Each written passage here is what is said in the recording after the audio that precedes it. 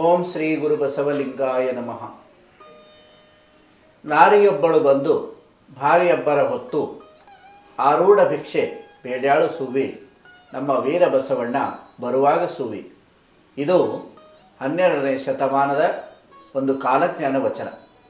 ಈ ಕಾಲಜ್ಞಾನಕ್ಕೆ ಸರಿಯಾಗಿ ಆ ಕಾಲಜ್ಞಾನವನ್ನು ಸಾಕಾರಗೊಳಿಸೋದಕ್ಕಾಗೇನೋ ಎಂಬಂತೆ ಅವತರಿಸಿ ಬಂದಿರತಕ್ಕಂಥವರು ಚಿನ್ಮೂಲಾದ್ರಿಯ ಚಿತ್ಕಳೆಯಾಗಿರುವ ಪರಮ ಪೂಜ್ಯ ಶ್ರೀಮನ್ನಿರಂಜನ ಮಹಾಜಗದ್ಗುರು ಮಾತೆ ಮಹಾದೇವಿ ತಾಯಿಯವರು 1946ರಲ್ಲಿ ಚಿನ್ಮೂಲಾದ್ರಿಯ ಚಿತ್ಕಳೆಯಾಗಿ ಚಿತ್ರದುರ್ಗದಲ್ಲಿ ಡಾಕ್ಟರ್ ಬಸಪ್ಪ ಮತ್ತು ಶರಣೆ ಗಂಗಮ್ಮನವರ ಚಿದ್ಗರ್ಭದಲ್ಲಿ ಜನಿಸಿರ್ತಕ್ಕಂತಹ ರತ್ನ, ಅಮೂಲ್ಯವಾದಂತಹ ರತ್ನ.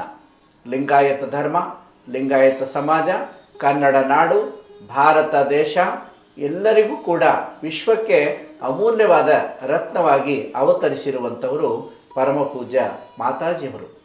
ಪ್ರವಚನ ಪಿತಾಮಹರಾದ ಪರಮ ಪೂಜ್ಯ ಲಿಂಗೈಕ್ಯ ಮಹಾಜಗದ್ಗುರು ಲಿಂಗಾನಂದ ಮಹಾಸ್ವಾಮೀಜಿಯವರ ಕರಕಮಲ ಸಂಜಾತರಾಗಿ ವಿಶ್ವದ ಪ್ರಪ್ರಥಮ ಮಹಿಳಾ ಜಗದ್ಗುರು ಎಂಬ ಖ್ಯಾತಿಯನ್ನು ಹೊತ್ತಿರುವ ಜಗತ್ತಿನ ಮೊಟ್ಟ ಮೊದಲ ಮಹಿಳಾ ಜಗದ್ಗುರುಗಳು, ಅಪೂರ್ವ ವಾಗ್ಮಿಗಳು, ಉತ್ತುಂಗ ಸಾಹಿತಿಗಳು, ಕ್ರಾಂತಿಕಾರಿ ಧರ್ಮ ಪ್ರಸಾರಕರು ಆಗಿರುವ ಧರ್ಮ ಕ್ರಾಂತಿಯ ಧೀರ ಯೋಗಿಣಿಯಂದೇ ಪ್ರಖ್ಯಾತರಾಗಿರುವ ಪರಮ ಪೂಜ್ಯ ಮಹಾಜಗದ್ಗುರು ಮಾತಾಜಿಯವರು ಲಕ್ಷಾಂತರ ಭಕ್ತರಿಂದ ಮಾತಾಜಿ ಎಂಬ ಅಭಿಧಾನವನ್ನೇ ಹೊತ್ತು ಕರ್ನಾಟಕ, ಮಹಾರಾಷ್ಟ್ರ, ಆಂಧ್ರ ಪ್ರದೇಶ, ತಮಿಳುನಾಡು, ಗೋವಾ, ಕೇರಳ, ದೆಹಲಿ ಮತ್ತು ಭಾರತದ ಇತರ ರಾಜ್ಯಗಳಿಂದ ಮತ್ತು ದೇಶ ವಿದೇಶಗಳಲ್ಲಿ ಪ್ರಸಿದ್ಧರಾಗಿರುವ ಪರಮ ಪೂಜ್ಯ ಮಾತಾಜಿಯವರು ತಮ್ಮ ಅಮೋಘವಾಣಿಯಿಂದ ಬಸವ ತತ್ವವನ್ನು, ಭಾರತೀಯ ಸಂಸ್ಕೃತಿಯ ಹಿರಿಮೆಯನ್ನು, ಶರಣ ಸಂಸ್ಕೃತಿಯ ಪರಂಪರೆಯ ಒಂದು ವೈಶಿಷ್ಟ್ಯವನ್ನು ದೇಶ ವಿದೇಶಗಳಲ್ಲಿ ಯಶಸ್ವಿಯಾಗಿ ಬಿತ್ತರಿಸುತ್ತಿರುವಂತಹ ಪರಮ ಪೂಜ್ಯ ಮಾತಾಜಿಯವರು ಭಕ್ತಿ, ಜ್ಞಾನ, ವಿರಕ್ತಿಗಳ ದಿವ್ಯ ಸಂಗಮವಾಗಿದ್ದಾರೆ. ಪರಮ ಪೂಜ್ಯ ಲಿಂಗೈಕ್ಯ ಮಹಾಜಗದ್ಗುರು ಲಿಂಗಾನಂದ ಮಹಾಸ್ವಾಮೀಜಿಯವರು ಲಿಂಗೈಕ್ಯರಾದ ನಂತರ 1995ರಲ್ಲಿ ಜೂನ್ 30ರಂದು ಪರಮ ಪೂಜ್ಯ ಲಿಂಗೈಕ್ಯ ಮಹಾಜಗದ್ಗುರು ಲಿಂಗಾನಂದ ಮಹಾಸ್ವಾಮೀಜಿಯವರು ಕ್ರಿಯಾ ವಿಶ್ರಾಂತಿಯನ್ನು ತೆಗೆದುಕೊಂಡರು, ಲಿಂಗೈಕ್ಯರಾದರು. 1996 ಜನವರಿ 13ರಂದು ಪರಮ ಪೂಜ್ಯ ಮಾತಾಜಿಯವರು ಕೂಡಲ ಸಂಗಮದ ಪರಮೋಚ್ಚ ಪೀಠಾಧೀಶರು, ಬಸವ ಧರ್ಮದ ಪರಮೋಚ್ಚ ಪೀಠಾಧೀಶರಾಗಿ ಪೀಠಾರೋಹಣವನ್ನು ಮಾಡಿದರು. ಪರಮ ಪೂಜ್ಯ ಮಾತಾಜಿಯವರು ವಿಶ್ವ ಕಲ್ಯಾಣ ಮಿಷನ್ ವತಿಯಿಂದ, ಸುವಿಧಾನ ಸುಗ್ರಂಥ ಮಾಲೆಯ ವತಿಯಿಂದ ಇಲ್ಲಿಯವರೆಗೆ 120 ಗ್ರಂಥಗಳನ್ನು, ಉದ್ಗ್ರಂಥಗಳನ್ನು ಪ್ರಕಟಿಸುವುದರ ಮೂಲಕ 106 ಪುಸ್ತಕಗಳನ್ನು ಸ್ವತಃ ತಾವೇ ಬರೆಯುವುದರ ಮೂಲಕ ಜಗತ್ ಪ್ರಸಿದ್ಧರಾಗಿದ್ದಾರೆ. ಪರಮ ಪೂಜ್ಯ ಮಾತಾಜಿಯವರು ಬರೆದಿರತಕ್ಕಂತಹ ಶ್ರೇಷ್ಠ ಕೃತಿಗಳಲ್ಲಿ ಒಂದಾದ ಜಗನ್ಮಾತೆ ಅಕ್ಕ ಮಹಾದೇವಿಯವರ ಜೀವನ ಕುರಿತಾದಂತಹ ತರಂಗಿಣಿ ಮತ್ತು ಸಾಮಾಜಿಕ ಕಾದಂಬರಿ ಹೆಪ್ಪಿಟ್ಟ ಹಾಲು ಮತ್ತು ಬಸವ ತತ್ವ ದರ್ಶನ ಪುಸ್ತಕಗಳು, ಬಸವ ಧರ್ಮದ ಸಂಸ್ಕಾರಗಳು, ಬಸವ ದರ್ಶನ ಮತ್ತು ಬಸವ ವಚನ ದೀಪ್ತಿ ಇಂತಹ 106 ಗ್ರಂಥಗಳನ್ನು ಬರೆದಿರುವಂತಹ ಪರಮ ಪೂಜ್ಯ ಮಾತಾಜಿಯವರು ಉತ್ತುಂಗ ಸಾಹಿತಿಗಳು. ಅಷ್ಟೇ ಅಲ್ಲ, ಅಮೋಘವಾಣಿಯಿಂದ ತಮ್ಮ ಪ್ರವಚನಗಳನ್ನು ಸಿಡಿಗಳ ಮೂಲಕ, DVD ಮೂಲಕ, ಕೆಸೆಟ್ಗಳ ಮೂಲಕ ಪ್ರಚಾರ ಮಾಡ್ತಾ ಇರುವಂತಹ ಪರಮ ಪೂಜ್ಯ ಮಾತಾಜಿಯವರು ಕ್ರಾಂತಿಯೋಗಿ ಬಸವಣ್ಣ ಅನ್ನುವಂತಹ ಚಲನಚಿತ್ರವನ್ನು ನಿರ್ಮಾಣ ಮಾಡುವುದರ ಮೂಲಕ ಈ ಒಂದು ಸಮಾಜಕ್ಕೆ ಗುರು ಬಸವಣ್ಣನವರ ಪರಿಚಯವನ್ನು ಮಾಡಿಕೊಟ್ಟಂತಹ ಮಹಾನ್ ಚೇತನ ಪರಮ ಪೂಜ್ಯ ಮಾತಾಜಿಯವರು. ಪೂಜ್ಯ ಮಾತಾಜಿಯವರ ಮೊದಲ ಕಾದಂಬರಿ ಹೆಪ್ಪಿಟ್ಟ ಹಾಲು. ಈ ಹೆಪ್ಪಿಟ್ಟ ಹಾಲು ಕಾದಂಬರಿಗೆ ರಾಜ್ಯ ಸಾಹಿತ್ಯ ಅಕಾಡೆಮಿಯ ಬಹುಮಾನ ಬಂದಿದೆ. ಆಮೇಲೆ ಅಕ್ಕ ಮಹಾದೇವಿಯವರ ಜೀವನವನ್ನು ಕುರಿತಾದ ತರಂಗಿಣಿ ಪೂಜ್ಯ ಮಾತಾಜಿಯವರ ಸಿದ್ಧಹಸ್ತದಲ್ಲಿ ರೂಪುಗೊಂಡಂತಹ 2ನೆಯ ಕಾದಂಬರಿ. ಈ ಅನೇಕ ಗ್ರಂಥಗಳನ್ನು, ಹಿಂದೂ ಯಾರು, ಲಿಂಗಾಯತ ಧರ್ಮದ ಕೈಪಿಡಿ, ಇಂತಹ ಒಂದು ಗ್ರಂಥಗಳನ್ನು, ಶ್ರೇಷ್ಠವಾದಂಥ ಕೃತಿಗಳನ್ನು ಪರಮ ಪೂಜ್ಯ ಮಾತಾಜಿಯವರು ರಚಿಸಿದ್ದಾರೆ. ಅವರ ಹಸ್ತದಲ್ಲಿ ಇಂಥ ಅನೇಕ ಗ್ರಂಥಗಳು ಮತ್ತು ಧರ್ಮ ಪ್ರಚಾರವನ್ನು ಮಾಡೋದಕ್ಕೆ ಯಾವ ಯಾವ ಸಾಧನಗಳನ್ನು ಬಳಸ್ಕೊಳ್ಬೇಕು ಅನ್ನುವಂಥದ್ದನ್ನು ನಾವು ಎಲ್ಲರೂ ಕೂಡ ಇವತ್ತು ಪೂಜ್ಯ ಮಾತಾಜಿಯವರಿಂದಲೇ ಕಲಿಬೇಕಾದಂಥದ್ದು. ಒಂದು ಉಂಗುರದಿಂದ ಹಿಡ್ಕೊಂಡು ಚಲನಚಿತ್ರದವರೆಗೆ, ಕ್ಯಾಸೆಟ್ನಿಂದ ಹಿಡ್ಕೊಂಡು DVDಗಳವರೆಗೆ ಪ್ರತಿಯೊಂದು ಸಾಧನಗಳನ್ನು ಬಳಸಿಕೊಂಡು ಬಸವ ಧರ್ಮವನ್ನು ದೇಶ ವಿದೇಶಗಳಲ್ಲಿ ಪರಮ ಪೂಜ್ಯ ಮಾತಾಜಿಯವರು ಬಿತ್ತರಿಸ್ತಾ ಇದ್ದಾರೆ. ಮತ್ತು ಸಂಘಟನಾತ್ಮಕವಾಗಿ ಎಲ್ಲ ಕಡೆಯಲ್ಲೂ ಕೂಡ ರಾಷ್ಟ್ರೀಯ ಬಸವ ದಳಗಳನ್ನು ಸ್ಥಾಪನೆ ಮಾಡೋದ್ರ ಮೂಲಕ ಇವತ್ತು ಸಾವಿರಾರು ಶಾಖೆಗಳು, ಲಕ್ಷಾಂತರ ಜನ ಕಾರ್ಯಕರ್ತರು ಪರಮ ಪೂಜ್ಯ ಮಾತಾಜಿಯವರ ಮಾರ್ಗದರ್ಶನದಲ್ಲಿ ಬಸವ ತತ್ವದ ಪ್ರಚಾರಕ್ಕಾಗಿ, ಲಿಂಗಾಯತ ಧರ್ಮದ ಪ್ರಚಾರಕ್ಕಾಗಿ ಕ್ರಿಯಾಮೂರ್ತಿಗಳಾಗಿ ಮತ್ತು ಬಸವ ಭಕ್ತರಾಗಿ, ಜಂಗಮ ಮೂರ್ತಿಗಳಾಗಿ ಇವತ್ತು ನಾಡಿನಾದ್ಯಂತ ಎಲ್ಲ ಕಡೆಯಲ್ಲೂ ಕೂಡ ಪ್ರಚಾರ ಮಾಡ್ತಾ ಇದ್ದಾರೆ ಅನ್ನೋದನ್ನು ನಾವು ನೋಡ್ತಾ ಇದ್ದೇವೆ. ಕೂಡಲ ಸಂಗಮವನ್ನು ಲಿಂಗಾಯತ ಧರ್ಮದ ಧರ್ಮಕ್ಷೇತ್ರ, ಪವಿತ್ರವಾದಂಥ ಕ್ಷೇತ್ರ, ಮುಸಲ್ಮಾನರಿಗೆ ಹೇಗೆ ಮೆಕ್ಕಾ ಮತ್ತು ಮದಿನಾ ಪವಿತ್ರ ಕ್ಷೇತ್ರಗಳು, ಆ ರೀತಿಯಲ್ಲಿ ಲಿಂಗಾಯತ ಧರ್ಮದ ಅನುಯಾಯಿಗಳಿಗೆ, ಬಸವ ತತ್ವದ ಅನುಯಾಯಿಗಳಿಗೆ ವಿಶ್ವಗುರು ಬಸವಣ್ಣನವರ ವಿದ್ಯಾಭೂಮಿ, ತಪೋಸ್ಥಾನ ಹಾಗೂ ಐಕ್ಯ ಕ್ಷೇತ್ರವಾಗಿರ್ತಕ್ಕಂತಹ ಕೂಡಲ ಸಂಗಮ ಇದು ಪವಿತ್ರವಾದಂಥ ಕ್ಷೇತ್ರ. ವರ್ಷಕ್ಕೆ ಒಮ್ಮೆಯಾದರೂ ನಾವು ಬಸವ ಧರ್ಮದ ಸಂಸ್ಥಾಪನಾ ದಿನ ಜನವರಿ 14ರಂದು ಎಲ್ಲರೂ ಬಸವ ಭಕ್ತರೆಲ್ಲರೂ ಸೇರಿ ಸಮುದಾಯ ಪ್ರಾರ್ಥನೆಯನ್ನು ಮಾಡಬೇಕು, ಸಾಮೂಹಿಕ ಇಷ್ಟಲಿಂಗ ಪೂಜೆಯಲ್ಲಿ ಭಾಗಿಗಳಾಗಬೇಕು, ಗಣಲಿಂಗ ದರ್ಶನವನ್ನು ಮಾಡಬೇಕು ಅನ್ನುವಂಥ ನಿಯಮವನ್ನು ವಿಧಿಸಿ ಈ ಶರಣ ಮೇಳವನ್ನು ಪ್ರಾರಂಭ ಮಾಡಿದರು. 24 ಶರಣ ಮೇಳಗಳು ಅತ್ಯಂತ ಯಶಸ್ವಿಯಾಗಿ ಜರುಗಿವೆ. ಈಗ ನಾವು 25ನೆಯ ಶರಣ ಮೇಳ ಬೆಳ್ಳಿ ಹಬ್ಬ ಆಚರಣೆಯಲ್ಲಿ ಒಂದು ಸಂಭ್ರಮದಲ್ಲಿದ್ದೇವೆ. ಇಂತಹ ಒಂದು ಬೆಳ್ಳಿ ಹಬ್ಬದ ಶರಣ ಮೇಳಕ್ಕೆ ಲಕ್ಷ ಲಕ್ಷ ಸಂಖ್ಯೆಯಲ್ಲಿ ಶರಣರು ಕರ್ನಾಟಕ ಮಾತ್ರವಲ್ಲ ಬೇರೆ ಬೇರೆ ರಾಜ್ಯಗಳಿಂದ ಆಗಮಿಸ್ತಾ ಇದ್ದಾರೆ. ಈ ಸಂದರ್ಭದಲ್ಲಿ ಪರಮ ಪೂಜ್ಯ ಮಾತಾಜಿಯವರ 26 DVD-ಗಳನ್ನು, ಪ್ರವಚನದ DVD-ಗಳನ್ನು ವಿಶ್ವ ಕಲ್ಯಾಣ ಮಿಷನ್ ವತಿಯಿಂದ ನಿರ್ಮಾಣ ಮಾಡಲಾಗ್ತಾ ಇದೆ. ಇನ್ನು ಹಿಂದೆಯೂ ಕೂಡ ಅನೇಕ CD-ಗಳನ್ನು ಮತ್ತು ಪ್ರವಚನದ DVD-ಗಳನ್ನು ಕೂಡ ನಿರ್ಮಾಣ ಮಾಡಲಾಗಿದೆ. ಈ ಒಂದು ಬೃಹತ್ ಸಂಖ್ಯೆಯಲ್ಲಿ ಅಂದರೆ 26 DVD-ಗಳನ್ನು ಮತ್ತು ನಮ್ಮ ಪ್ರವಚನದ 10 DVD-ಗಳನ್ನು 36 DVD-ಗಳನ್ನು ಏಕಕಾಲಕ್ಕೆ ಈ ಬೆಳ್ಳಿ ಹಬ್ಬದ ಶರಣ ಮೇಳದಲ್ಲಿ ಬಿಡುಗಡೆ ಆಗ್ತಾ ಇರೋದೇ ಈ ಒಂದು ಶರಣ ಮೇಳ ಬೆಳ್ಳಿ ಹಬ್ಬದ ವಿಶೇಷತೆ ಅಂತ ಹೇಳ್ಬೋದು. ನಿರ್ಭೀತ ನಿಲುವು, ತತ್ವನಿಷ್ಠೆ ಮತ್ತು ಸತ್ಯಪ್ರಿಯತೆ, ಸಮಾಜೋದ್ಧಾರದ ಕಳಕಳಿ ಇವುಗಳಿಂದ ವೈಶಿಷ್ಟ್ಯಪೂರ್ಣರಾಗಿರುವ ಪರಮ ಪೂಜ್ಯ ಮಾತಾಜಿಯವರು ತಮ್ಮ ಅಮೋಘವಾಣಿಯಿಂದ ಜನರನ್ನು ಆಕರ್ಷಿಸಿ, ಮುದಗೊಳಿಸಿ, ಚೇತನಿಸ್ತಕ್ಕಂಥ ಒಂದು ದೈವಿ ಶಕ್ತಿಯನ್ನು ಹೊಂದಿದ್ದಾರೆ. ದೈವಿದತ್ತವಾದಂಥ ಪ್ರತಿಭೆ ಮತ್ತು ಅಸಾಮಾನ್ಯವಾದಂತಹ ಪಾಂಡಿತ್ಯ, ದಿವ್ಯ ಮಧುರವಾಣಿ, ಹಾಡ್ತಕ್ಕಂಥ ಕಂಠ ಮತ್ತು ಪ್ರಶಾಂತ ಚಿತ್ತಗಳ ಸಂಗಮವಾದ ಪರಮ ಪೂಜ್ಯ ಮಾತಾಜಿಯವರು ವಿಶ್ವಧರ್ಮದ ಮಣಿಹವನ್ನು ಹೊತ್ತುಕೊಂಡು ಸ್ವದೇಶ ವಿದೇಶಗಳಲ್ಲಿ ಸಂಚರಿಸಿ ಭಾರತದ ಆಧ್ಯಾತ್ಮಿಕ ಸಂದೇಶವನ್ನು ಯಶಸ್ವಿಯಾಗಿ ಸಾರ್ತಾ ಇದ್ದಾರೆ. ಪರಮ ಪೂಜ್ಯ ಮಾತಾಜಿಯವರು ಬಸವ ತತ್ವದ ಅನುಯಾಯಿಗಳಿಗೆ ಏನ್ರಿ, ಬಸವ ಮಹಾಮನೆಯ ಕಟ್ಟಿದಿರಿ ತಾವು, ಬಸವ ಭಕ್ತರಿಗೆಲ್ಲ ದೊರಕೀತು ಠಾವು, ನಾವೆಲ್ಲ ಕೂಡಿ ಜಯಘೋಷ ಮಾಡಿ ನೆಲುವೆ ತಮ್ಮನ್ನು ಹಾಡಿಕೊಂಡಾಡಿ ಎನ್ನುವಂತೆ ಬಸವ ಮಹಾಮನೆಯನ್ನು ನಿರ್ಮಾಣ ಮಾಡೋದ್ರ ಮೂಲಕ ಕೂಡಲ ಸಂಗಮವನ್ನು ಅಂತಾರಾಷ್ಟ್ರೀಯ ಮಟ್ಟದ ಒಂದು ಕ್ಷೇತ್ರವನ್ನಾಗಿ ಅಭಿವೃದ್ಧಿಪಡಿಸೋದಕ್ಕೆ ಮೂಲ ಮತ್ತು ಸಂಕಲ್ಪ ಮತ್ತು ತ್ಯಾಗ, ಪರಿಶ್ರಮ ಅದು ಪರಮ ಪೂಜ್ಯ ಲಿಂಗಾನಂದ ಮಹಾಸ್ವಾಮೀಜಿಯವರು ಮತ್ತು ಪರಮ ಪೂಜ್ಯ ಮಾತಾಜಿಯವರಿಗೆ ಆ ಒಂದು ಕ್ರೆಡಿಟ್, ಆಶ್ರಯ ಸಲ್ಲಬೇಕು. ಇದರಲ್ಲೇನು ಅತಿಶಯೋಕ್ತಿ ಇಲ್ಲ. ಯಾಕೆ ಅಂತಂದರೆ ಪ್ರತಿಯೊಂದು ಧರ್ಮಗಳಿಗೂ ಕೂಡ ಒಂದೊಂದು ಧರ್ಮಕ್ಷೇತ್ರ ಇರ್ತದೆ.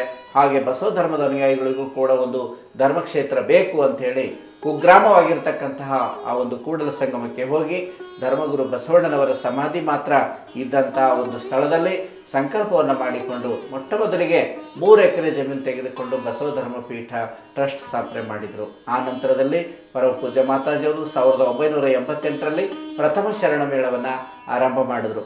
ಒಂದು 50,000 ಜನ ಸೇರ್ಬೋದು. ಯಾಕೆಂದರೆ ಲಿಂಗಾಯತ ಸಮಾಜದಲ್ಲಿ ಒಂದು ಕಡೆ ಕೂಡಿ ಗೊತ್ತಿಲ್ಲ, ಜಗಳ ಆಡಿದ್ದು ಗೊತ್ತೇ ವಿನ ಕೂಡಿ ಗೊತ್ತಿಲ್ಲ ಅನ್ನುವಂಥ ಒಂದು ಮಾತಿತ್ತು. ಆ ಸಂದರ್ಭದಲ್ಲಿ ಧೈರ್ಯವನ್ನು ಮಾಡಿ ಅತ್ಯಂತ ಸಾಹಸದಿಂದ ಪೂಜ್ಯ ಮಾತಾಜಿಯವರು ಶರಣ ಮೇಳವನ್ನು ಪ್ರಾರಂಭ ಮಾಡಿದರು. ಅಂತಹ ಕುಗ್ರಾಮವಾದಂತಹ ಕೂಡಲ ಸಂಗಮಕ್ಕೆ ಭಾರತದ ಎಲ್ಲ ಭಾಗಗಳಿಂದ ಅಂದರೆ ವಿಶೇಷವಾಗಿ ದಕ್ಷಿಣ ಭಾರತದ ಎಲ್ಲ ರಾಜ್ಯಗಳಿಂದ 2.5 ಲಕ್ಷಕ್ಕೂ ಹೆಚ್ಚು ಜನ ಬಸವ ಭಕ್ತರು ಮೊದಲನೇ ಶರಣ ಮೇಳಕ್ಕೆ ಸೇರಿರ್ತಕ್ಕಂಥದ್ದು ಎಲ್ಲರಿಗೂ ಕೂಡ ಆನಂದವನ್ನು ಉಂಟು ಮಾಡಿತು. ಹಾಗೆ ಪ್ರಾರಂಭವಾದಂತಹ ಶರಣ ಮೇಳ ಇವತ್ತು 25ನೇ ಶರಣ ಮೇಳ ಬರುವಂಥ ಜನವರಿ 2012ರ 11ರಿಂದ ಜನವರಿ 11ರಿಂದ 15ರವರೆಗೆ ಜರುಗ್ತಾ ಇದೆ. ಈ ಸಂದರ್ಭದಲ್ಲಿ ಪರಮ ಪೂಜ್ಯ ಮಾತಾಜಿಯವರ ಅಮೋಘವಾಣಿಯಿಂದ ಈ 36 ಅಂದರೆ CD-ಗಳನ್ನು DVD-ಗಳನ್ನು ನಿರ್ಮಾಣ ಮಾಡ್ತಾ ಇರುವಂಥದ್ದು ಪರಮ ಪೂಜ್ಯ ಮಾತಾಜಿಯವರ ಧ್ವನಿ ಇಂದೆಲ್ಲ ಮುಂದೆಯೂ ಎಂದೆಂದೂ ಕೂಡ ಎಲ್ಲರೂ ಕೇಳಿ ನಲಿಯುವಂತಾಗಲಿ, ಆನಂದಿಸುವಂತಾಗಲಿ. ಆ ಪರಮಪೂಜ್ಯ ಮಾತಾಜಿಯವರು ಕೊಟ್ಟಂತಹ ತತ್ವಗಳನ್ನು ಅಳವಡಿಸಿಕೊಂಡು ಜೀವನ ಸಾರ್ಥಕಪಡಿಸಿಕೊಳ್ತಕ್ಕಂತಹ ಒಂದು ವಾಹಿನಿಯಾಗಿ ಇದು ನೂರಾರು ವರ್ಷಗಳವರೆಗೆ ಎಲ್ಲರಿಗೂ ಕೂಡ ಮಾರ್ಗದರ್ಶನವಾಗಲಿ ಅನ್ನುವಂಥ ಒಂದು ಭಕ್ತರ, ಅಸಂಖ್ಯಾತ ಭಕ್ತರ ಒಂದು ಅಪೇಕ್ಷೆಯಂತೆ, ಸಂಕಲ್ಪದಂತೆ ಈ ಒಂದು DVD ಬಿಡುಗಡೆ ಮಾಡಲಾಗ್ತಾ ಇದೆ. ಬಸವ ಪೀಠವು ಎದ್ದು ವಸೆದು ನಾಣ್ಯವು ಹುಟ್ಟಿ, ಬಸವನ ಮುದ್ರೆ ಮೆರೆದಾವು ಧರೆಯವಗೆ ವಶವಾಗದಿರುವುದೇ ಸರ್ವಜ್ಞ ಅಂತ 16ನೇ ಶತಮಾನದಲ್ಲಿ ಶರಣಕವಿ ಸರ್ವಜ್ಞ ಅವರು ಹೇಳ್ತಾ ಇದ್ದಾರೆ, ಕ್ರಾಂತಿಕವಿ ಸರ್ವಜ್ಞ ಅವರು. ನಾವಿವತ್ತು ಪರಮಪೂಜ್ಯ ಮಾತಾಜಿಯವರು ಕೂಡಲ ಸಂಗಮದಲ್ಲಿ ಬಸವ ಧರ್ಮ ಪೀಠ ಸ್ಥಾಪನೆ ಆಗಿರ್ತಕ್ಕಂಥದ್ದು, ಈಗ ಶರಣಮೇಳ ನಡೀತಾ ಇರುವಂಥದ್ದು, ಇದೆಲ್ಲವೂ ಆ ಶರಣರ ಸಂಕಲ್ಪ ಅಂತ ಅನ್ನೋದು ಈ ವಚನ ನೋಡಿದಾಗ ನಮಗೆ ಗೊತ್ತಾಗ್ತಾ ಇದೆ.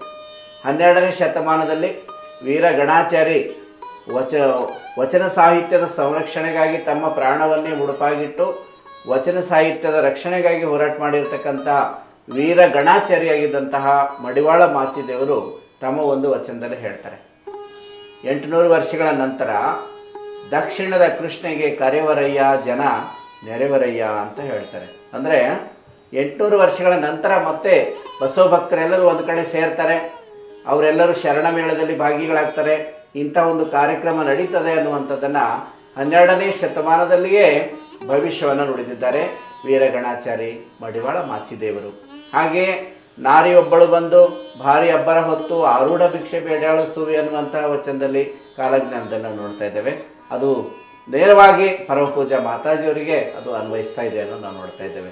ಯಾಕೆಂದರೆ ಅನೇಕ ಜನ ಪುರುಷರು, ಸ್ವಾಮಿಗಳು ಮತ್ತು ಜಗದ್ಗುರುಗಳು ಮಾಡದೇ ಇರತಕ್ಕಂಥ ಒಂದು ಮಹಾನ್ ಕಾರ್ಯವನ್ನು ಪರಮಪೂಜ್ಯ ಮಹಾಜಗದ್ಗುರು ಮಾತೆ ಮಹಾದೇವಿಯವರು ಮಾಡ್ತಾ ಇದ್ದಾರೆ, ನಿಮ್ಮೆಲ್ಲರ ಕಣ್ಮುಂದೆ ಇದೆ.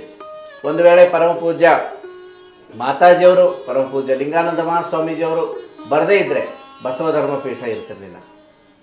ಸರ್ವಜ್ಞ ಕವಿ ಹೇಳುವಂತೆ ಬಸವ ಪೀಠವು ಎದ್ದು ವಸೆದು ನಾಣ್ಯವ ಹುಟ್ಟಿ. ಅಂದರೆ ಬಸವ ನಾಣ್ಯ ಇವತ್ತು ಭಾರತ ಸರ್ಕಾರ ಕೂಡ 5 ರೂಪಾಯಿ ಕಾಯಿನ್ಗಳ ಮೇಲೆ ಬಸವಣ್ಣನವರ ಒಂದು ಚಿತ್ರ ಪ್ರಕಟ ಮಾಡಿದೆ. ಮೊಟ್ಟ ಮೊದಲು ಅದು ಆ ಸಂಕಲ್ಪವನ್ನು ಮಾಡಿ ಶರಣ ಮೇಳದಲ್ಲಿ ಆ ಕೇಂದ್ರ ಸರ್ಕಾರದ ಸಚಿವರಿಗೆ ಒತ್ತಾಯಪಡಿಸಿ ಒಂದು ಮನವಿ ಪತ್ರವನ್ನು ಕೊಟ್ಟು ಅದಕ್ಕಾಗಿ ದುಡಿದಿರ್ತಕ್ಕಂಥದ್ದು, ಶ್ರಮಿಸಿರ್ತಕ್ಕಂಥದ್ದು ಬಸವ ಧರ್ಮ ಪೀಠ.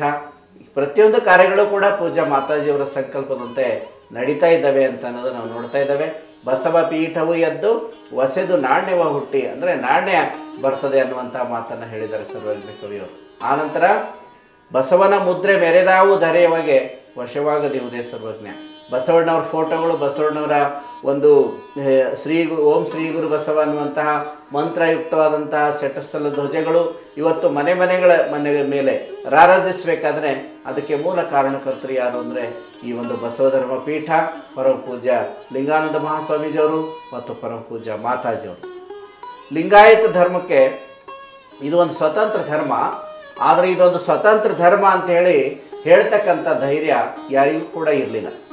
ಬಸವ ಜಯಂತಿಯನ್ನು ಮಾಡುವಾಗ, ಗುರು ಬಸವಣ್ಣನವರ ಜಯಂತಿಯನ್ನು ಆಚರಣೆ ಮಾಡುವಾಗ ಹಳ್ಳಿಗಳಲ್ಲಿ ಇವತ್ತು ಅನೇಕ ಕಡೆಗಳಲ್ಲಿದೆ, ಆದರೆ ಬಹಳ ಕಡಿಮೆ ಆಗಿದೆ. ಈಗ 40 ವರ್ಷಗಳ ಹಿಂದೆ ಪೂಜ್ಯ ಲಿಂಗಾನಂದ ಮಹಾಸ್ವಾಮೀಜಿಯವರು ಮತ್ತು ಪರಮಪೂಜ್ಯ ಮಾತಾಜಿಯವರು ಪ್ರವಚನ ಮಾಡೋದಕ್ಕಿಂತ ಮುಂಚೆ ಹಳ್ಳಿಗಳಲ್ಲಿ ಮತ್ತು ನಗರಗಳಲ್ಲಿ ಕೂಡ ಬಸವ ಜಯಂತಿ ಅಂದ ತಕ್ಷಣ ಎತ್ತುಗಳಿಗೆ ಸ್ನಾನ ಮಾಡಿಸಿ ಅವುಗಳಿಗೆ ಬಣ್ಣ, ಕೊಂಬಿಗೆ ಮತ್ತು ಮೈಗೆಲ್ಲ ಬಣ್ಣ ಪೇಂಟ್ ಮಾಡಿ ಅವುಗಳ ಮೆರವಣಿಗೆ ಮಾಡಿ ಹೋಳಿಗೆ ಮಾಡಿ ಒಬ್ಬಟ್ಟು ಮಾಡಿ ಆ ಎತ್ತುಗಳಿಗೂ ಒಬ್ಬಟ್ಟು ತಿನ್ನಿಸಿ ತಾವು ತಿಂತಕ್ಕಂಥದ್ದು ಈ ಒಂದು ಬಸವ ಜಯಂತಿ. ಅಷ್ಟು ಎತ್ತುಗಳ ಮೆರವಣಿಗೆ ಮಾಡಿಬಿಟ್ರೆ ಬಸವ ಜಯಂತಿ ಆಚರಣೆ ಮುಗೀತು.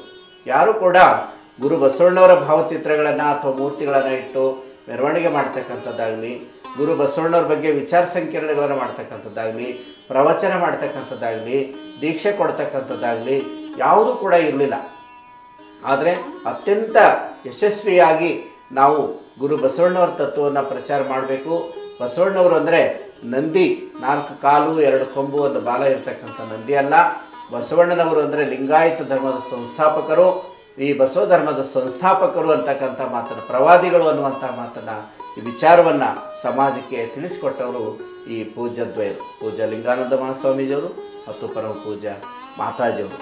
ಬಸವನ ಮುದ್ರೆ ಮೆರೆದಾವು ಅಂದಾಗ ಇವತ್ತು ನಾವು ಪ್ರತಿ ಮನೆಗಳಲ್ಲೂ ಬಸವ ಜಯಂತಿ ಆಗಿರ್ಬೋದು, ಬಸವ ಪಂಚಮಿ ಆಗಿರ್ಬೋದು, ಆ ಕಾರ್ಯಕ್ರಮಗಳಲ್ಲಿ ಮತ್ತು ಅನೇಕ ಜನ ನಮ್ಮ ರಾಷ್ಟ್ರೀಯ ಬಸವಣ್ಣದ ಶರಣರು ಪ್ರತಿಯೊಬ್ಬರು ಪ್ರವಚನಗಳನ್ನು ಕೇಳಿ ಯಾರು ಪ್ರಭಾವಿತರಾಗಿದ್ದಾರೆ ಅವರೆಲ್ಲರ ಮನೆಗಳ ಮೇಲೆ ನಾವು ಷಟ್ಕೋನ ಬಸವ ಮಂತ್ರ ಹೊಂದಿರತಕ್ಕಂಥ ಒಂದು ಧ್ವಜವನ್ನು ನಾವು ಹಾಕಿದ್ದು ನಾವು ನೋಡ್ತಾ ಇದ್ದೇವೆ. ಅಂದರೆ ಲಿಂಗಾಯತ ಧರ್ಮ ಒಂದು ಸ್ವತಂತ್ರ ಧರ್ಮ, ಧರ್ಮಗುರು ಬಸವಣ್ಣನವರೇ ಇದರ ಸಂಸ್ಥಾಪಕರು ಮತ್ತು ಪ್ರತಿಯೊಂದು ಧರ್ಮ ಹೇಗೆ ಒಂದು ಕ್ಷೇತ್ರವನ್ನು ಹೊಂದಿರ್ತದೋ ಆ ರೀತಿಯಲ್ಲಿ ಲಿಂಗಾಯತ ಧರ್ಮ ಕ್ಷೇತ್ರ ಕೂಡಲ ಸಂಗಮ ಮತ್ತು ಶರಣಭೂಮಿ ಬಸವ ಕಲ್ಯಾಣ ಅನ್ನೋದನ್ನು ಪರಮಪೂಜ್ಯ ಮಾತಾಜಿಯವರು ಗುರುತಿಸಿದರು. ಪರಮಪೂಜ್ಯ ಮಾತಾಜಿಯವರು 2002ರಲ್ಲಿ ಅಲ್ಲಿ 3 ಎಕರೆ ಜಮೀನು ಮೊದಲು ಖರೀದಿಸಿದರು. ಆ ನಂತರದಲ್ಲಿ ಈಗ 20 ಎಕರೆ ಇದೆ. ಆ ಒಂದು ಕ್ಯಾಂಪಸ್ ಬಸವ ಧರ್ಮ ಪೀಠ ಅಲ್ಲಿ ಸ್ಥಾಪನೆ ಮಾಡದೇ ಇದ್ದರೆ, ಅಲ್ಲಮ ಪ್ರಭುದೇವರ ಶೂನ್ಯ ಪೀಠವನ್ನು ಬಸವ ಕಲ್ಯಾಣದಲ್ಲಿ ಸ್ಥಾಪನೆ ಮಾಡದೇ ಇದ್ದರೆ, ಮುಂಚೆ ನಾವು ಪರಿಸ್ಥಿತಿ ಎಲ್ಲರಿಗೂ ಗೊತ್ತಿದೆ. ಗುರು ಬಸವಣ್ಣನವರು ನಡೆದಾಡಿರ್ತಕ್ಕಂತಹ ಒಂದು ಪವಿತ್ರ ಭೂಮಿಯಲ್ಲಿ ಅನೇಕ ಐತಿಹಾಸಿಕವಾದಂತಹ ಗವಿಗಳು ಹಾಳು ಬಿದ್ದಿದ್ದನ್ನು ನಾವು ನೋಡ್ತಾ ಇದ್ದೀವಿ. ಆದರೆ ಪೂಜ್ಯ ಮಾತಾಜಿಯವರು ಬಸವ ಕಲ್ಯಾಣಕ್ಕೆ ಪ್ರವೇಶ ಮಾಡಿದ ನಂತರ, ಅಲ್ಲಿ ಬಸವ ಮಹಾಮನೆಯನ್ನು ಸ್ಥಾಪನೆ ಮಾಡಿದ ನಂತರ, ಅಲ್ಲಮ ಪ್ರಭುದೇವರ ಶೂನ್ಯ ಪೀಠ ಸ್ಥಾಪನೆ ಮಾಡಿ ಆದ ನಂತರ ಕೆಲವೇ ದಿವಸಗಳಲ್ಲಿ ಕರ್ನಾಟಕ ಸರ್ಕಾರ ಕೂಡ ಬಸವ ಕಲ್ಯಾಣ ಅಭಿವೃದ್ಧಿ ಪ್ರಾಧಿಕಾರವನ್ನು ಮಾಡಿತು. ಸರ್ಕಾರದ ವತಿಯಿಂದಲೂ ಕೂಡ ಈಗ ಅನೇಕ ಸಾರ್ವಜನಿಕ ಕಾರ್ಯಗಳನ್ನು, ರಸ್ತೆ ನಿರ್ಮಾಣ ಮಾಡ್ತಕ್ಕಂಥದ್ದು, ಗವಿಗಳ ಒಂದು ಪುನರುಜ್ಜೀವನ ಮಾಡ್ತಕ್ಕಂಥದ್ದು, ಎಲ್ಲ ಕಾರ್ಯಗಳನ್ನು ಕೂಡ ಇವತ್ತು ಜೀರ್ಣೋದ್ಧಾರ ಮಾಡ್ತಕ್ಕಂಥ ಕಾರ್ಯವನ್ನು ಸರ್ಕಾರ ಕೂಡ ಮಾಡ್ತಾ ಇದೆ ಅನ್ನೋದು ನೋಡ್ತಾ ಇದ್ದೇವೆ. ಕೂಡಲ ಸಂಗಮದಲ್ಲಿ ಕೂಡ 1987ರಲ್ಲಿ ಮೊಟ್ಟ ಮೊದಲು ಪೂಜ್ಯ ಲಿಂಗಾನಂದ ಮಹಾಸ್ವಾಮೀಜಿಯವರು, ಪೂಜ್ಯ ಮಾತಾಜಿಯವರು ಬಸವ ಧರ್ಮ ಪೀಠ ಸ್ಥಾಪನೆ ಮಾಡಿದ ನಂತರ 16 ವರ್ಷಗಳ ನಂತರ ಕರ್ನಾಟಕ ಸರ್ಕಾರ ಕೂಡಲ ಸಂಗಮ ಅಭಿವೃದ್ಧಿ ಪ್ರಾಧಿಕಾರವನ್ನು ಸ್ಥಾಪನೆ ಮಾಡಿದೆ. ಬಸವ ಕಲ್ಯಾಣ ಮತ್ತು ಕೂಡಲ ಸಂಗಮಗಳು ಇವತ್ತಿನ ದಿವಸ ಏನಾದರೂ ಬೆಳಕಿ ಬಂದಿದ್ದರೆ, ಅವು ದೇಶ ವಿದೇಶಗಳಿಗೆ ಪ್ರಚಾರ ಆಗಿದ್ದರೆ ಅಥವಾ ಬೇರೆ ವಿವಿಧ ರಾಜ್ಯಗಳಲ್ಲಿ ಪ್ರಚಾರ ಆಗಿದ್ದರೆ ಅದಕ್ಕೆ ಮೂಲ ಕಾರಣಕರ್ತರು ಪೂಜ್ಯ ಮಾತಾಜಿಯವರು ಮತ್ತು ಪರಮಪೂಜ್ಯ ಲಿಂಗಾನಂದ ಮಹಾಸ್ವಾಮೀಜಿಯವರು ಅಂತ ಅನ್ನೋದರಲ್ಲಿ ಎರಡು ಮಾತಿಲ್ಲ. ಶರಣ ಮೇಳ ಮತ್ತು ಬಸವ ಕಲ್ಯಾಣದ ನಡೀತಕ್ಕಂಥ ಕಲ್ಯಾಣ ಪರ್ವಗಳಿಂದ ಇಡೀ ಭಾರತದಷ್ಟೇ ಅಲ್ಲ, ವಿದೇಶಗಳಿಗೂ ಕೂಡ ಕೂಡಲ ಸಂಗಮ ಮತ್ತು ಬಸವ ಕಲ್ಯಾಣ ಕ್ಷೇತ್ರದ ಮಹತ್ವ ಏನು ಅನ್ನೋದನ್ನು ಪರಮಪೂಜ್ಯ ಮಾತಾಜಿಯವರು ತಿಳಿಸಿಕೊಟ್ಟಿದ್ದಾರೆ ಎಂದು ನೋಡ್ತಾ ಇದ್ದೇವೆ. ಮೊಟ್ಟ ಮೊದಲಿಗೆ ಪೂಜ್ಯ ಲಿಂಗಾನಂದ ಮಹಾಸ್ವಾಮೀಜಿಯವರು, ಲಿಂಗೈಕ್ಯ ಮಹಾಜಗದ್ಗುರು ಪ್ರವಚನ ಪಿತಾಮಹರಾದಂತಹ ಲಿಂಗಾನಂದ ಮಹಾಸ್ವಾಮೀಜಿಯವರು ಕರ್ನಾಟಕದ ಸಾಂಸ್ಕೃತಿಕ ಕ್ಷೇತ್ರವಾಗಿರ್ತಕ್ಕಂತಹ ರಾಜಧಾನಿಯಾಗಿ ಎನಿಸಿರುವಂತಹ ಧಾರವಾಡದಲ್ಲಿ ಜಗನ್ಮಾತಾ ಅಕ್ಕ ಮಹಾದೇವಿ ಅನುಭವ ಪೀಠವನ್ನು ಸ್ಥಾಪನೆ ಮಾಡಿದರು. ಅದು ಆದಿಶರಣರ ಸಂಕಲ್ಪನೆ. ಮಹಿಳೆಯರಿಗೂ ಕೂಡ ಒಂದು ಗುರುಪೀಠ ಬೇಕು. 12ನೇ ಶತಮಾನದಲ್ಲಿ ಗುರು ಬಸವಣ್ಣನವರು ಈ ಲಿಂಗಾಯತ ಧರ್ಮದಲ್ಲಿ ಯಾವುದೇ ಒಂದು ಸ್ತ್ರೀ ಪುರುಷ ಅನ್ನುವಂಥ ಲಿಂಗ ಭೇದ ಆಗಲಿ, ಮೇಲು ಕೀಳು ಅನ್ನುವಂಥ ಜಾತಿ ಭೇದ ಆಗಲಿ, ಶ್ರೀಮಂತ ಬಡವ ಅನ್ನುವಂಥ ವರ್ಗ ಭೇದವಾಗಲಿ ಇಲ್ಲ. ಜಾತಿ, ವರ್ಗ, ವರ್ಣ, ಲಿಂಗ ಭೇದ ಇಲ್ಲದೆ ಎಲ್ಲರೂ ಕೂಡ ಈ ಧರ್ಮದಲ್ಲಿ ಸಮಾನರು ಅನ್ನುವಂತಹ ತತ್ವವನ್ನು 12ನೇ ಶತಮಾನದಲ್ಲಿ ಗುರು ಬಸವಣ್ಣವರು ಕೊಟ್ಟರು. ಆ ತತ್ವವನ್ನು ಪೂರ್ಣಗೊಳಿಸುವುದಕ್ಕಾಗಿ, ಅಂದರೆ 12ನೇ ಶತಮಾನದಲ್ಲಿಯೇ ಮಹಿಳಾ ಗುರುಪೀಠ ಆಗ್ತಿತ್ತೇನೋ, ಕಲ್ಯಾಣ ಕ್ರಾಂತಿ ಇನ್ನೂ ನಡೀದೇ ಇದ್ದಿದ್ರೆ, ಇನ್ನೂ ಸ್ವಲ್ಪ ದಿವಸ ಅನುಭವ ಮಂಟಪ ಇದ್ದಿದ್ರೆ ಅವತ್ತೇ ಗುರು ಬಸವಣ್ಣವರು ಮಾಡೋರು. ಆ ಕಾರ್ಯವನ್ನು ಪರಮಪೂಜ್ಯ ಲಿಂಗಾನಂದ ಮಹಾಸ್ವಾಮೀಜಿಯವರು ಮತ್ತು 800 ವರ್ಷಗಳ ನಂತರ ಗುರು ಬಸವಣ್ಣವರ ಸಂಕಲ್ಪದಂತೆ ಜಗನ್ಮಾತಾ ಅಕ್ಕ ಮಹಾದೇವಿ ಅನುಭವ ಪೀಠವನ್ನು ಸ್ಥಾಪನೆ ಮಾಡಿದರು. ಅದಕ್ಕೆ ಮೊಟ್ಟ ಮೊದಲ ಪೀಠಾಧ್ಯಕ್ಷರನ್ನಾಗಿ ಅದಕ್ಕೆ ಅತ್ಯಂತ ಸೂಕ್ತವಾದಂತಹ ಮತ್ತು ಭಕ್ತಿ, ವಿರಕ್ತಿ, ಜ್ಞಾನಗಳ ಸಂಗಮವೇ ಆಗಿರ್ತಕ್ಕಂತಹ ವೈರಾಗಿರಿಯ ಅಕ್ಕ ಮಹಾದೇವಿಯವರ ಸಾಕ್ಷಾತ್ಕಾರವನ್ನು ಮಾಡಿಕೊಂಡಿರ್ತಕ್ಕಂತಹ ಪರಮಪೂಜ್ಯ ಮಾತಾಜಿಯವರನ್ನು ಆ ಅಕ್ಕ ಮಹಾದೇವಿ ಅನುಭವ ಪೀಠಕ್ಕೆ ಪ್ರಪ್ರಥಮ ಪೀಠಾಧ್ಯಕ್ಷರನ್ನಾಗಿ ಮಾಡಿದರು. ಪರಮಪೂಜ್ಯ ಮಾತಾಜಿಯವರು ಜಗದ್ಗುರು ಮಾತೆ ಮಹಾದೇವಿಯವರಾಗಿ ಕೂಡಲ ಸಂಗಮ ಕ್ಷೇತ್ರವನ್ನು ಗುರುತಿಸಿ ಅಲ್ಲಿ ಮಹಾಜಗದ್ಗುರು ಪೀಠವನ್ನು ಸ್ಥಾಪನೆ ಮಾಡಿ ಶರಣ ಮೇಳವನ್ನು ಪ್ರಾರಂಭ ಮಾಡಿ ಪರಮಪೂಜ್ಯ ಲಿಂಗಾನಂದ ಮಹಾಸ್ವಾಮೀಜಿಯವರು ಮಹಾಜಗದ್ಗುರುಗಳಾಗಿ, ಪೂಜ್ಯ ಮಾತಾಜಿಯವರು ಪರಮಪೂಜ್ಯ ಲಿಂಗಾನಂದ ಮಹಾಸ್ವಾಮೀಜಿಯವರು ಲಿಂಗಾಯತ ಸಮಾಜದ ಅಮೂಲ್ಯ ರತ್ನಗಳು. ಅಂತಹ ಮಹಾಜಗದ್ಗುರುಗಳನ್ನು ಪಡೆದಿರ್ತಕ್ಕಂಥದ್ದೇ ನಮ್ಮ ಪುಣ್ಯ. ಪರಮಪೂಜ್ಯ ಮಾತಾಜಿಯವರು ಇಂಗ್ಲೆಂಡ್ ಮತ್ತು ಅಮೆರಿಕಗಳಲ್ಲೂ ಕೂಡ 2 ಸಾರಿ 3 ಸಾರಿ ಪ್ರವಾಸವನ್ನು ಮಾಡಿ ಅಲ್ಲಿ ಇಂಗ್ಲೀಷ್ ಭಾಷೆಯಲ್ಲಿ ಬೇರೆ ಬೇರೆ ವಿಶ್ವವಿದ್ಯಾಲಯಗಳಲ್ಲಿ ಮತ್ತು ಮಹಾವಿದ್ಯಾಲಯಗಳಲ್ಲಿ ವಿದ್ಯಾರ್ಥಿಗಳನ್ನು, ಅಲ್ಲಿನ ಜನರನ್ನು ಸಂಬೋಧಿಸಿ ಇಂಗ್ಲೀಷ್ನಲ್ಲಿ ಮಾತನಾಡಿ ಅವರು ಬಸವ ತತ್ವವನ್ನು ಪ್ರಚಾರ ಮಾಡಿದ್ದಾರೆ. ಮತ್ತು ಇಂಗ್ಲೀಷ್ನಲ್ಲಿ ಲೇಖನಗಳನ್ನು, ಪುಸ್ತಕಗಳನ್ನು ಬರೆಯೋದ್ರ ಮೂಲಕ ವಿದೇಶಗಳಿಗೂ ಕೂಡ ಬಸವಣ್ಣನವರ ತತ್ವವನ್ನು ಪ್ರಚಾರ ಮಾಡ್ತಕ್ಕಂತಹ ಕಾರ್ಯವನ್ನು, ಮಹಾನ್ ಕಾರ್ಯವನ್ನು ಪರಮಪೂಜ್ಯ ಮಾತಾಜಿಯವರು ಮಾಡಿದ್ದಾರೆ. ಇನ್ನೊಂದು ಧಾರ್ಮಿಕವಾಗಿ ಪರಮಪೂಜ್ಯ ಮಾತಾಜಿಯವರು ಮಾಡಿರ್ತಕ್ಕಂಥ ಒಂದು ಶ್ರೇಷ್ಠ ಕಾರ್ಯಗಳಂದರೆ ಒಂದು ಧರ್ಮ ಪ್ರಚಾರ ಆಗಬೇಕಾದ್ರೆ ಅದಕ್ಕೆ ಒಂದೊಂದು ಟವರ್ಸ್ಗಳು, ಹೇಗೆ ಈ ಮೊಬೈಲ್ ಕಂಪನಿಯವರೆಲ್ಲ ಟವರ್ಸ್ ಬೇರೆ ಬೇರೆ ಕಡೆಯಲ್ಲಿ ಸ್ಥಾಪನೆ ಮಾಡ್ತಾರೆ, ಆ ರೀತಿಯಲ್ಲಿ ಬಸವ ಧರ್ಮದ ಮುಖ್ಯ ಟವರು ಬಸವ ಧರ್ಮದ ಮಹಾಜಗದ್ಗುರು ಪೀಠ ಕೂಡಲ ಸಂಗಮದಲ್ಲಿ ಸ್ಥಾಪನೆ ಮಾಡಿದರು. ಆ ನಂತರದಲ್ಲಿ ಅಕ್ಕಮಹಾದೇವಿ ಅನುಭವ ಪೀಠ ಅಂತೂ ಒಂದು ಟವರ್ ಇದೆ, 1970ರಲ್ಲಿನೇ ಸ್ಥಾಪನೆ ಆಗಿದೆ. ಮಹಾಜಗದ್ಗುರು ಪೀಠ ಕೂಡಲ ಸಂಗಮದಲ್ಲಿ ದೊಡ್ಡ ಪೀಠ ಸ್ಥಾಪನೆ ಮಾಡಿದರು. ಆ ನಂತರ ಅದರ ಶಾಖೆಯಾಗಿ ಬಸವ ಕಲ್ಯಾಣದಲ್ಲಿ ಅಲ್ಲಮ ಪ್ರಭುದೇವರ ಶೂನ್ಯ ಪೀಠ, ಮಹಾರಾಷ್ಟ್ರ ರಾಜ್ಯದ ಕೊಲ್ಲಾಪುರ ಜಿಲ್ಲೆಯ ಹಾತಕಣಗಲೆ ಹತ್ತಿರ ಅಳತೆ ಗ್ರಾಮದ ಒಂದು ಬೆಟ್ಟದ ಪ್ರದೇಶದಲ್ಲಿ ಅದು ಅಲ್ಲಮ ಪ್ರಭುದೇವರ ಒಂದು ಮತ್ತು ಸಿದ್ದರಾಮೇಶ್ವರರ ಒಂದು ತಪಸ್ ಮಾಡಿರ್ತಕ್ಕಂಥ ಸ್ಥಳ ಅಲ್ಲಮಗಿರಿ.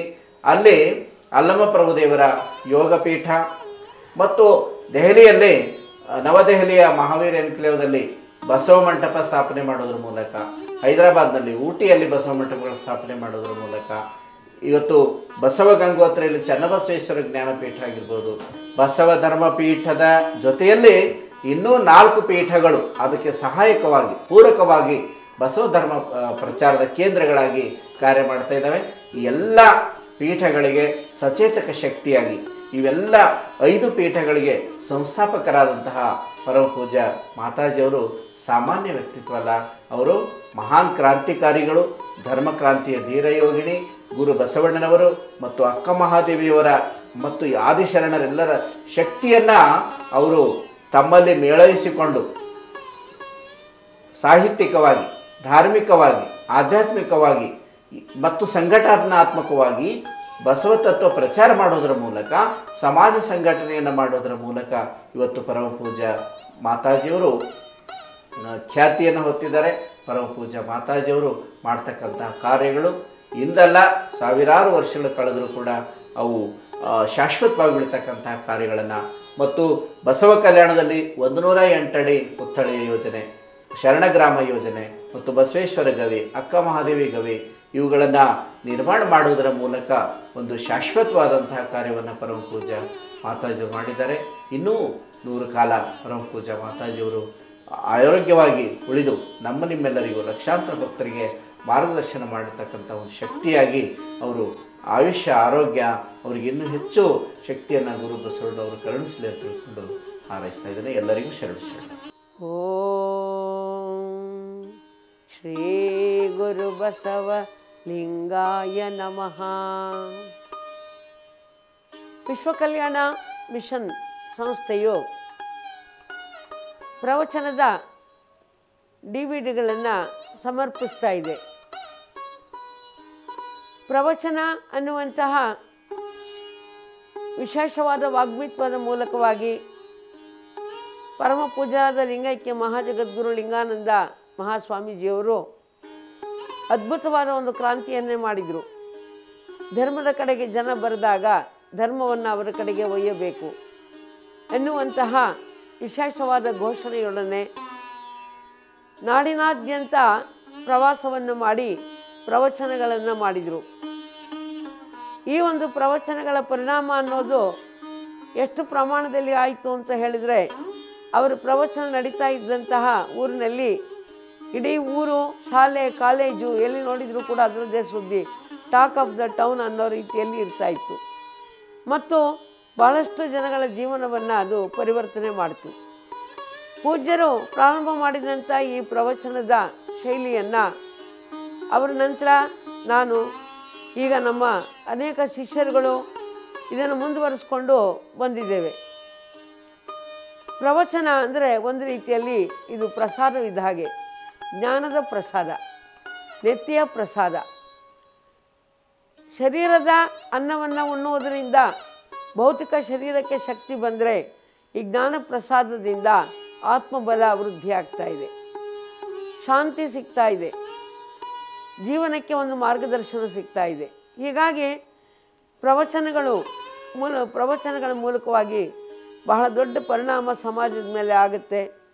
ಇದಕ್ಕೆಲ್ಲ ಪ್ರೇರಕರು ಪೂಜ್ಯ ಲಿಂಗಾನಂದ ಸ್ವಾಮೀಜಿಯವರು ಅಂತ ತಿಳಿಸ್ತಾ, ಇಂಥ ಒಂದು ಪ್ರವಚನಗಳ ಒಂದು DVD-ಯನ್ನು, CD ತಟ್ಟೆಗಳನ್ನು ಮಾಡಬೇಕು ಅಂತ ಹೇಳಿ ಸಂಕಲ್ಪ ಮಾಡಿಕೊಂಡಾಗ, ಅದರಲ್ಲಿಯೂ ಶರಣ ಮೇಳ 25ನೇ ಶರಣ ಮೇಳಕ್ಕೆ 25 ಧ್ವನಿ ಸುರುಳಿಗಳನ್ನು ಬಿಡುಗಡೆ ಮಾಡಬೇಕು ಅಂತ ಹೇಳಿ ವಿಚಾರ ಮಾಡಿದಾಗ ನಮ್ಮ ಅನೇಕ ದಾನಿಗಳು ಮುಂದೆ ಬಂದರು. ಅವುಗಳನ್ನು ವೆಚ್ಚವನ್ನು ಭರಿಸಲಿಕ್ಕೆ ಮುಂದೆ ಬಂದು ಸಹಾಯವನ್ನು ಮಾಡಿದ್ದಾರೆ. ಹೀಗಾಗಿ ಇವತ್ತಿನ ಈ ಒಂದು 25ನೇ ಶರಣ ಮೇಳದಲ್ಲಿ ನಾವು 25 ಸಿಡಿಗಳನ್ನು ಬಿಡುಗಡೆ ಮಾಡಲಿಕ್ಕೆ ಅವಕಾಶ ಸಿಕ್ಕಿದೆ. ಆದ್ದರಿಂದ ಇನ್ನು ಮುಂದೆ ನೀವು ಪ್ರವಚನವನ್ನು ಕೇಳಲಿದ್ದೀರಿ.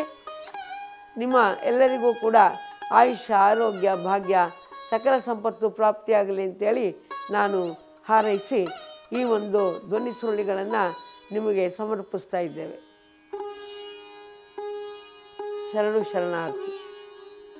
ಬೆಳಗಾವಿಯ ಅಶೋಕ್ ಬೆಂಡಿಗೇರಿಯವರು, ಇವರು ಬಸವ ತತ್ವದ ನಿಷ್ಠಾವಂತ ಶರಣರು. ಮೊದಲು ಬೆಳಗಾವಿ ರಾಷ್ಟ್ರೀಯ ಬಸವದ ಕಾರ್ಯಾಧ್ಯಕ್ಷರಾಗಿ ಬಹಳಷ್ಟು ಕಾಲ ನಿಷ್ಠೆಯಿಂದ ಸೇವೆಯನ್ನು ಸಲ್ಲಿಸಿರುವಂಥ ಅಶೋಕ್ ಬೆಂಡಿಗೇರಿಯವರು ಇದೀಗ ಉಪಾಧ್ಯಕ್ಷರಾಗಿದ್ದಾರೆ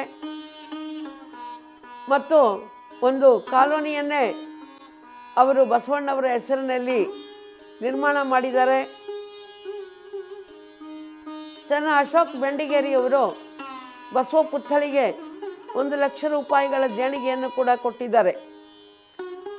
ಅವರ ಮನೆಯ ಬಳಿ ಚಿಕ್ಕದಾದಂಥ ಒಂದು ತೋಟವನ್ನು ನಿರ್ಮಿಸಿ ಅದಕ್ಕೆ ಕದಳೆಯ ಬನ ಅಂತ ಹೆಸರಿಟ್ಟು ಅದರೊಳಗೆ ಜಗನ್ಮಾತಾ ಅಕ್ಕ ಮಹಾದೇವಿಯ ಸುಂದರವಾದ ಅಮೃತಶಿಲಾ ವಿಗ್ರಹವನ್ನು ಪ್ರತಿಷ್ಠಾಪನೆ ಮಾಡಿರೋದು ಮಾತ್ರವಲ್ಲದೆ ಧ್ಯಾನ ಮಂದಿರವನ್ನು ಕೂಡ ಮಾಡಿದ್ದಾರೆ. ಅವರು ಮನೆಯವರು ಕುಳಿತುಕೊಂಡು ಧ್ಯಾನ ಮಾಡಲಿಕ್ಕೆ, ಬೇರೆ ಆಸಕ್ತರು ಬಂದು ಕೂತ್ಕೊಂಡು ಧ್ಯಾನ ಮಾಡಲಿಕ್ಕೆ ಅನುಕೂಲವಾಗುವಂತೆ ಧ್ಯಾನ ಮಂದಿರವನ್ನು ಕೂಡ ಮಾಡಿದ್ದಾರೆ.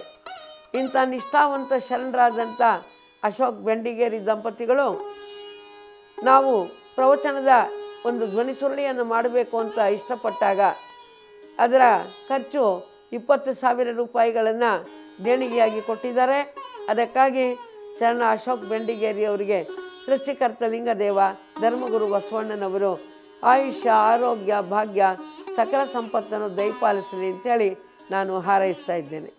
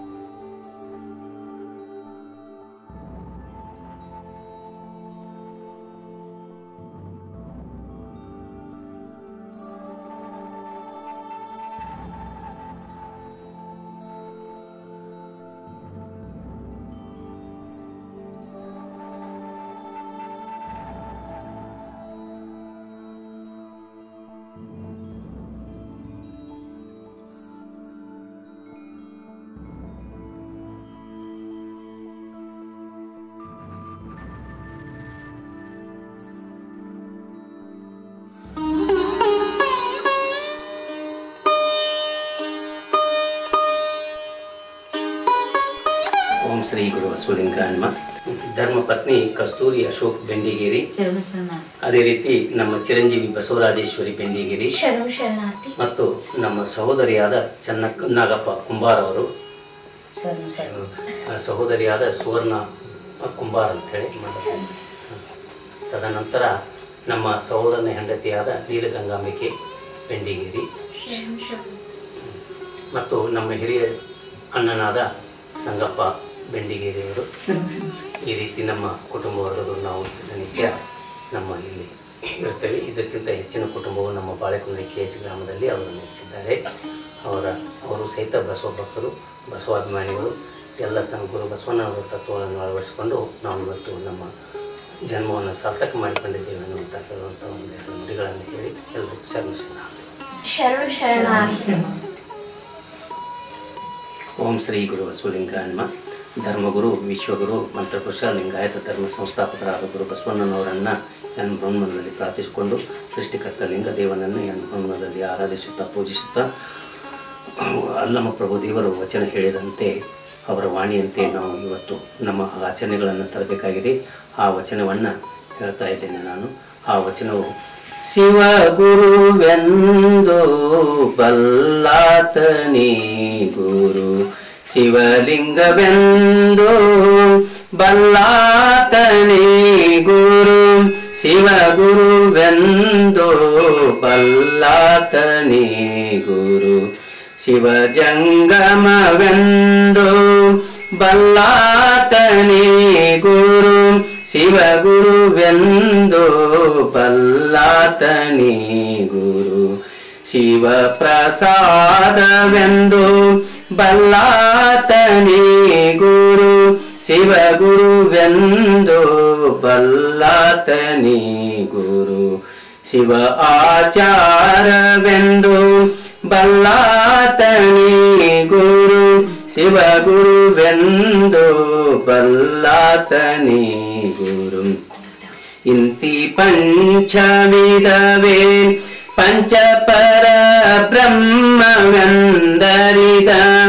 ಮಹಾಮಹಿಮ ಸಂಗನ ಬಸವಣ್ಣ, ಎನಗೆಯು ಗುರು ನಿನಗೆಯು ಗುರು, ಜಗವೆಲ್ಲಕ್ಕೆಯೋ ಗುರು ಕಾಣಗು ಈಶ್ವರ, ಜಗವೆಲ್ಲಕ್ಕೆಯೋ ಗುರು ಕಾಣಗು ಈಶ್ವರ.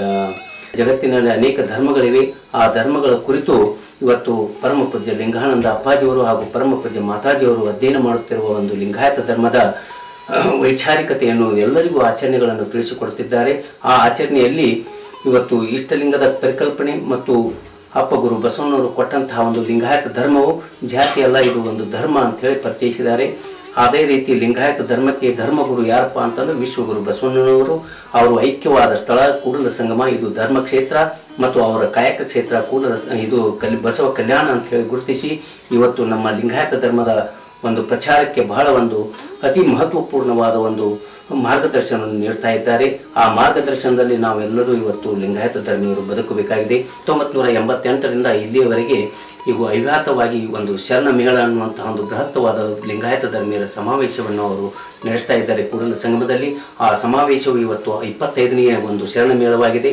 ಆ ಶರಣ ಮೇಳಕ್ಕೆ ಇವತ್ತು ವಿಶ್ವದ ಲಿಂಗಾಯತ ಧರ್ಮೀಯರೆಲ್ಲರೂ ಸೇರಿ 12ನೇ ಶತಮಾನದಲ್ಲಿ ಯಾವ ಒಂದು ಇಷ್ಟಲಿಂಗವು 14ನೇ ತಾರೀಕಿನ ದಿವಸ ಮಕರ ಸಂಕ್ರಾಂತಿ ಎಂದು ಗುರು ಬಸವಣ್ಣವರಿಗೆ ಪರಿಕಲ್ಪನೆಯಾಗಿತ್ತು, ಗುರುವಿನ ಅನುಗ್ರಹ ಆಗಿತ್ತು.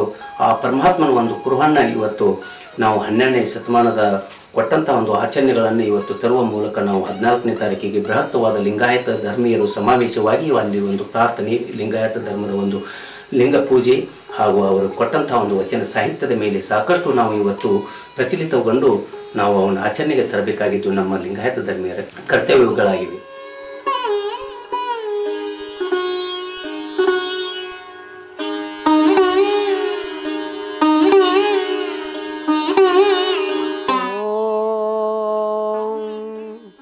ಶ್ರೀ ಗುರು ಬಸವ ಲಿಂಗಾಯ ನಮಃ. ಬಸವಂ ಪ್ರಣವಾಕಾರಂ ಬಸವಂ ಶರಣಾಗತ ರಕ್ಷಕ ವರಲೋಲಂ ಬಸವಂ ಜನ್ಮಕುಠಾರಂ ಬಸವಂ ನಮಾಮಿ ಶ್ರೀ ಗುರು ಬಸವೇಶಂ. ಸೃಷ್ಟಿಕರ್ತನೂ ಸರ್ವಶಕ್ತನೂ ಆದ ಲಿಂಗದೇವನನ್ನು ಹನುಮಂದಿರದಲ್ಲಿ ಸ್ಮರಿಸಿ, ಧರ್ಮಕರ್ತ ಮಂತ್ರಪುರುಷ ಗುರು ಬಸವಣ್ಣನವರನ್ನ ಹೃದಯ ಕಮಲದಲ್ಲಿ ಧ್ಯಾನಿಸಿ, ಪರಮ ಪೂಜ್ಯರಾದ ಪ್ರವಚನ ಪಿತಾಮಹ ಲಿಂಗಾನಂದ ಮಹಾಜಗದ್ಗುರುಗಳನ್ನು ಮನಸ್ಸಿನಲ್ಲಿ ನೆನೆದು ಇಲ್ಲಿ ಸಮಾವೇಶವಾದ ಎಲ್ಲ ಶರಣ ಬಂಧುಗಳೇ ತಮಗೆಲ್ಲ ಶರಣು ಶರಣಾರ್ಥಿ. ಕಲ್ಯಾಣ ಕರೆದಿದೆ ಕಲ್ಯಾಣ, ಗುರು ಬಸವಣ್ಣನ ಕಲ್ಯಾಣ, ಶರಣರಾಡಿದ ಕಲ್ಯಾಣ, ವಿಶ್ವಕ್ಕೆ ಬಯಸುತ್ತ ಕಲ್ಯಾಣ. ಕಲ್ಯಾಣ ಕರೆದಿದೆ ಕಲ್ಯಾಣ, ಭಾರತ ಮಾತೆಯ ಮುಕುಟ ಕಾಶ್ಮೀರ, ಪಾವನ ಪಾದವು ಕನ್ಯಾಕುಮಾರಿ. ದೇಶ ವಿದೇಶದ ಮೂಲಗಳಿಂದ ಶರಣರ ಕರೆದಿದೆ ಕಲ್ಯಾಣ, ಗುರು ಬಸವಣ್ಣನ ಕಲ್ಯಾಣ, ವಿಶ್ವಕ್ಕೆ ಬಯಸುತ್ತ ಕಲ್ಯಾಣ. ಗುರು ಬಸವಣ್ಣನ ಪ್ರಭೆಯನ್ನು ಬೆಳಗಲು ಪ್ರಣತೆಯಾಯಿತು ಕಲ್ಯಾಣ, ಗುರು ಬಸವಣ್ಣನ ಪ್ರಭೆಯನ್ನು ಬೆಳಗಲು ಪ್ರಣತೆಯಾಯಿತು ಕಲ್ಯಾಣ. ಸತ್ಯದ ಶೋಧಕ ಸಾಧಕರೆಲ್ಲರ ಅರಿವಿನ ನೆಲೆಯಾಯಿತು ಕಲ್ಯಾಣ, ಶರಣರಾಡಿದ ಕಲ್ಯಾಣ, ವಿಶ್ವಕ್ಕೆ ಬಯಸುತ್ತ ಕಲ್ಯಾಣ. ಕಾಯಕವೇ ಕೈಲಾಸವೆಂದು ಸಂದೇಶ ಸಾರಿದ ಕಲ್ಯಾಣ, ದಯವೇ